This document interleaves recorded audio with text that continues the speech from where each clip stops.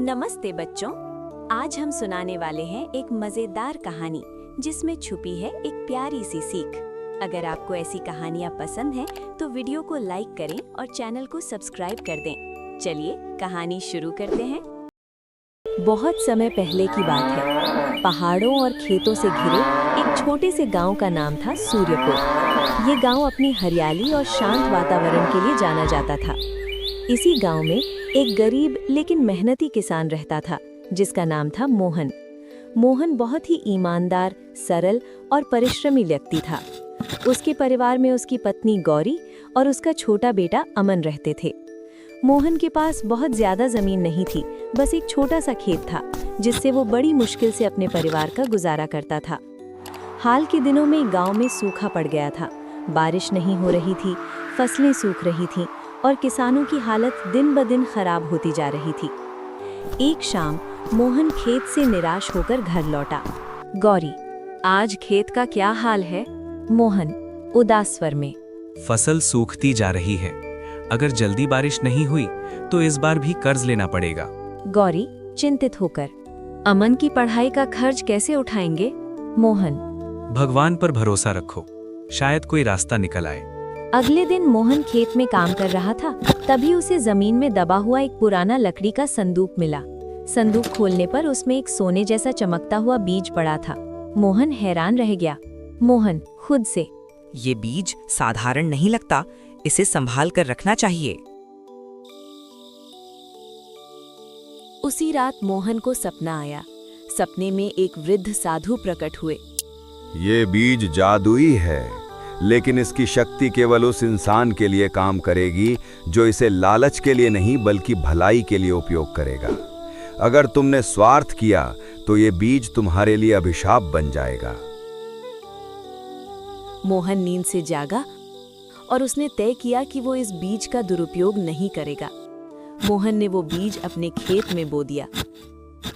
कुछ ही दिनों में वहां से एक अद्भुत पौधा उगाया। उस पौधे पर फल लगे जो किसी भी फसल को 2 गुना उपज देने की शक्ति रखते थे। मोहन बहुत खुश हुआ। गौरी, अब हम अमन की पढ़ाई अच्छे से कर पाएंगे। मोहन हाँ, लेकिन हमें इसका गलत इस्तेमाल नहीं करना चाहिए। गांव के एक अमीर व्यापारी रघुवीर सेठ को इस चमत्कारी पौधे के बारे में पता चला। वो मोहन के पास आया।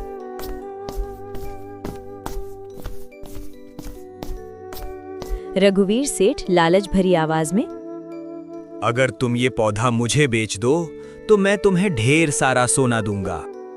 मोहन शांत स्वर में, ये पौधा केवल मेरे लिए नहीं है, ये गांव के सभी किसानों की मदद के लिए है।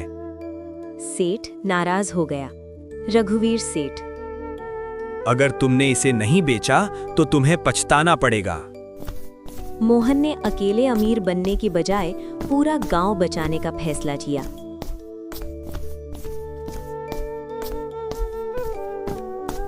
उसने पौधे के फल सभी किसानों में बांट दिए ताकि सबकी फसलें अच्छी हों। जल्द ही पूरा गांव खुशहाल हो गया। किसानों का कर्ज खत्म होने लगा, बच्चे स्कूल जाने लगे, गांव फिर से हरा भरा बन गया।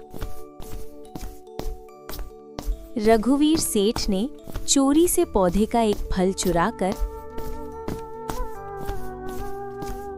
अपने खेत में बो दिया,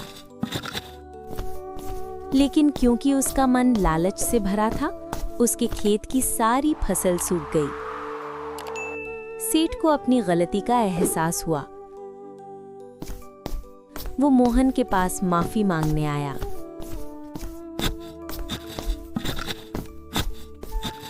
रघुवीर सेठ शर्मिंदा होकर बोला, मोहन, मैंने लालच में आकर बहुत बड़ी गलती कर दी। मैंने तुम्हारा भरोसा तोड़ा और चोरी भी की। मुझे माफ कर दो। अब मैं समझ गया हूँ कि लालच इंसान को बर्बाद कर देता है।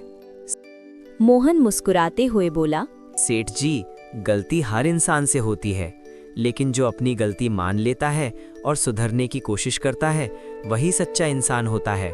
मैं आपको माफ करता हूँ, लेकिन आगे से हमेशा ईमानदारी का रास्ता अपनाइए। सेठ ने मोहन का धन्यवाद किया और वादा किया कि वो अब कभी लालच नहीं करेगा। समय बीतता गया। मोहन अपनी ईमानदारी और मेहनत से गांव का सबसे सम्मानित व्यक्ति बन गया। उसका खेत हमेशा हरा भरा रहने लगा और गांव के लोग भी खुशहाल जीवन जीने लगे। मोहन अपने परिवार के साथ खुशी और शांति से रहने लगा। उसका बेटा अच्छे स्कूल में पढ़ने लगा और उसकी पत्नी गौरी भी संतुष्ट और प्रसन्न रहने लगी। पूरे गांव में मोहन की ईमानदारी और नेकदिल स्वभाव की मिसाल दी जाने लगी।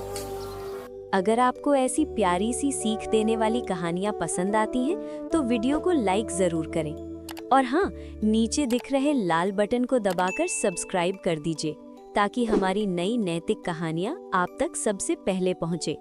बेल आइकन भी दबा दें ताकि अगली कहानी मिस ना हो, क्योंकि हर कहानी में छुपी होती है एक कीमती सीख।